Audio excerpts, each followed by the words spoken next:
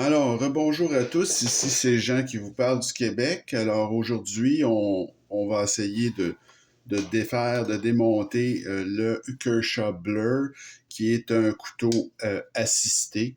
Donc, je vous préviens, ça peut être pénible comme ça peut très bien aller. C'est pas agréable de faire un démontage de ce genre de mécanisme. Vous allez comprendre pourquoi. Euh, c'est, disons que moi, j'en achète plus de couteaux assistés. C'est pas quelque chose qui m'intéresse, surtout avec la qualité des mécanismes aujourd'hui, des couteaux qu'on appelle manuels. Alors, euh, ça m'apparaît comme, écoutez, c'est une invention de Canonian. Bon, à l'époque, quand il inventait ça, je pense que c'était à propos, c'était quelque chose qui sortait là, vraiment de l'ordinaire. Ça amenait une nouvelle dimension. Mais bon, avec le temps, comme je vous dis, moi, à mon avis, c'est moins pertinent. Puis, je n'ai plus vraiment d'intérêt envers ce genre de mécanisme, moi, en tout cas. C'est- genre, les deux meilleurs, dans le fond, c'est le Blur, celui-là, et le Leak. Hein. Je pense que c'est peut-être les deux meilleurs couteaux de ce type-là.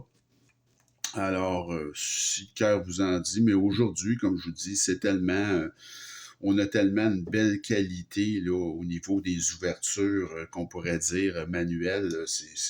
C'est plus nécessaire ce genre de mécanisme-là, à mon avis. Alors, on va essayer d'ouvrir ça. Alors, ça devrait pas être trop compliqué là, au niveau de l'ouverture. Ça m'avait pas ça avait pas pris trop de temps l'autre fois. J'ai essayé de défaire ce couteau-là, pour voir comment est-ce que ça pouvait se faire dans une vidéo pas trop longue, là. Et c'est ça. C'est complexe. Disons que c'est pas un couteau, vous allez voir, là, c'est pas un couteau qui est très agréable. Donc, c'est pas la fin du monde non plus, là, mais c'est que quand on joue avec un couteau assisté, bien évidemment, on a ce petit mécanisme-là ici, là, qui est en arrière de cette petite porte-là, qui est ni plus ni moins qu'une barre, là. Et ce mécanisme-là, il est dans la graisse, puis il doit se promener comme ça le long de cet axe-là, assez librement. Tu sais. Et puis, une autre chose qu'il faut regarder, c'est que le mécanisme en question, vous voyez ici, il y a comme une petite pin là. Donc ça doit rentrer quand vous le réassemblez. Ça doit venir s'insérer dans ce petit trou-là ici. Il y a un petit trou là que peut-être vous allez avoir de la misère à voir, mais à côté du washer. Donc ça doit venir rentrer là-dedans pour donner la force justement au mécanisme assisté. Là. Et une autre particularité de ce couteau-là, je vous la montre tout de suite, c'est que c'est un couteau qui marche avec des rondelles de bronze et ils ne sont pas de la même grosseur, comme vous pouvez voir. Vous avez une rondelle de bronze plus grosse en arrière et ici sur le dessus, c'est une plus petite. Alors, ça s'arrête pas mal à ça, là, au niveau de la construction de ce couteau-là. C'est pas compliqué. Mais ce qui est plus compliqué, vous allez voir, c'est de le réassembler. En fait, c'est pas que c'est compliqué, mais c'est tâtonneux. Parce que je peux l'avoir tout de suite très, très bien. Ça peut se passer super bien. Vous regardez, le bing, c'est fait. Comme je peux avoir de la difficulté. Alors, vous avez ces petits montants-là aussi qui sont bien embêtants là, parce qu'ils tombent tout le temps. Donc, ça, c'est des supports. Donc, vous avez des vis qui traversent le couteau complètement.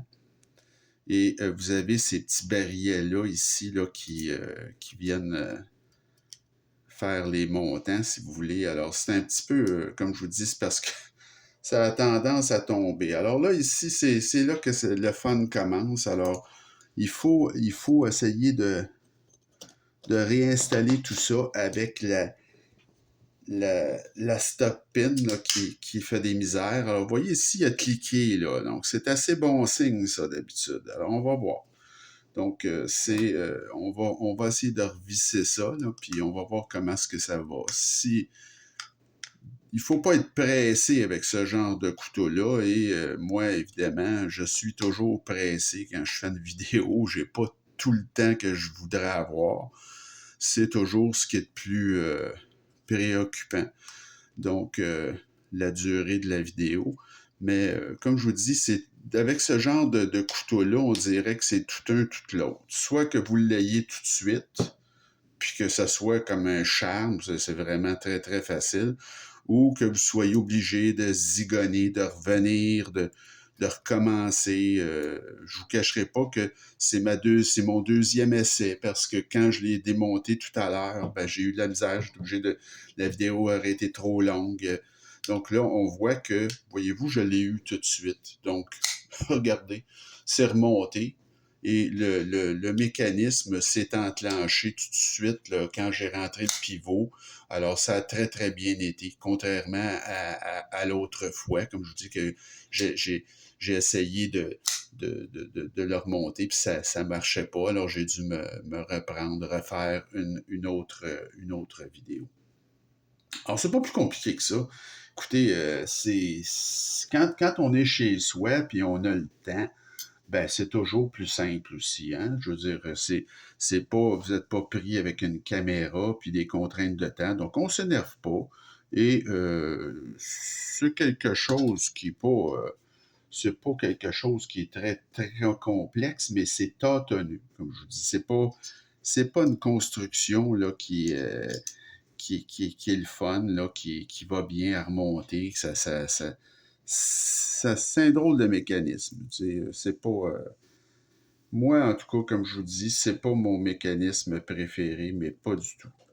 Euh, le leak est peut-être pire un petit peu parce que il est plus, toutes les pièces sont plus petites. Le leak, c'est un couteau, disons, vraiment de plus petite taille, là, tandis que celui-là, le Blur, si on peut dire, c'est un couteau pleine grandeur. Donc, les pièces sont plus grosses.